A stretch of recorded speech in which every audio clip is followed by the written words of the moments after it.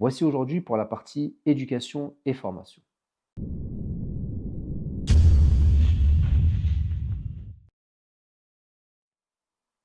Éducation et formation.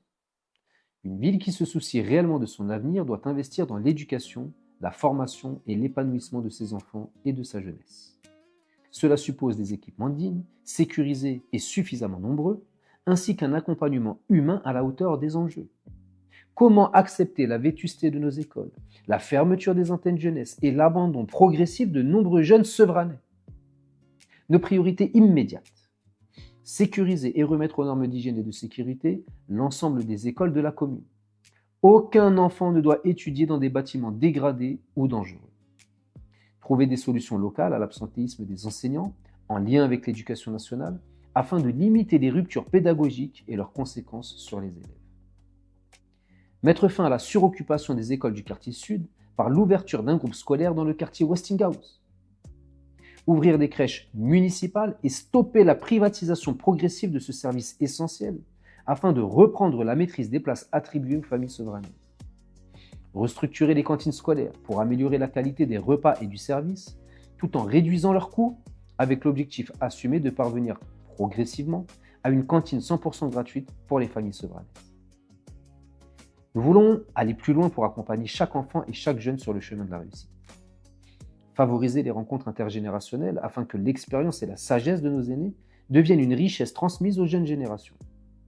Créer un espace de coworking au sein de notre maison des associations et de l'économie pour mutualiser les compétences et favoriser l'émergence de projets solidaires et économiques.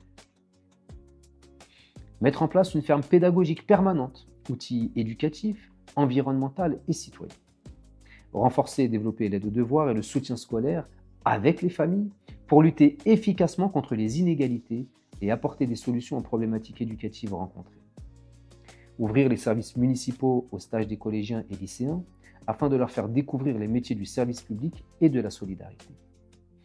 Développer des partenariats associatifs pour la réalisation de stages valorisables, notamment par la validation des acquis de l'expérience associative, VAE.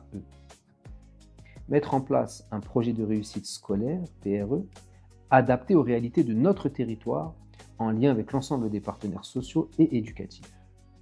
Il est impératif de pallier les inégalités en matière d'éducation au sein de nos territoires. Mise en place d'une navette scolaire pour sécuriser les déplacements des collégiens et lycéens scolarisés loin de leur domicile.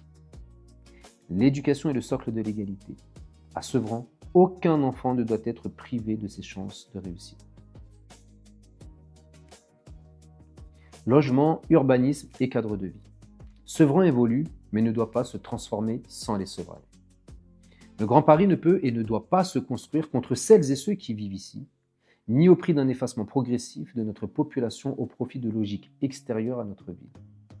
Notre responsabilité est claire, garantir à chaque habitant un cadre de vie digne, sécurisé et respectueux pour l'ensemble de nos habitants et de leur histoire commune. Nous ferons de la lutte contre les marchands de sommeil une priorité municipale absolue.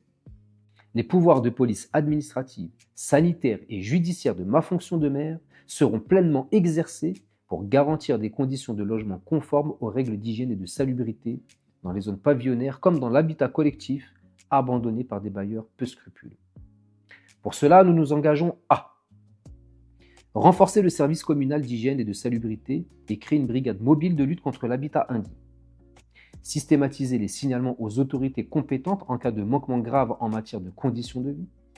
Mettre en place un numéro vert d'écoute et d'orientation pour les habitants confrontés à des difficultés de logement. Hors situation d'urgence, prioriser le relogement des enfants émancipés de Sevran, porteurs de notre mémoire collective. Créer une plateforme d'échange de logements afin de faciliter la mobilité résidentielle intracommunale en tenant compte des besoins des familles sevranaises. Sevran subit depuis trop longtemps un bétonnage massif, parfois décidé sans réelle concertation, notamment par des opérateurs tels que Grand Paris Aménagement ou dans le cadre de projets en rue. Nous reprendrons sans délai la maîtrise de l'urbanisme de notre ville afin que chaque projet réponde aux besoins réels des habitants et respecte l'équilibre du territoire. Nous devons sécuriser l'ensemble de nos routes, devenues dangereuses pour les automobilistes, cyclistes et utilisateurs de mobilité douce. réhabiliter et rouvrir les parkings fermés et créer de nouvelles capacités de stationnement pour lutter efficacement contre le stationnement sauvage. Sanctuariser et protéger les espaces verts existants et lutter fermement contre la bétonisation. Mettre en place une brigade dédiée à la lutte contre les dépôts sauvages et les garages à ciel ouvert pour retrouver la propreté de notre ville. Relancer une dynamique de ville verte, fleurie et agréable à vivre en soutenant les associations qui participent à la propreté et à l'embellissement de nos quartiers.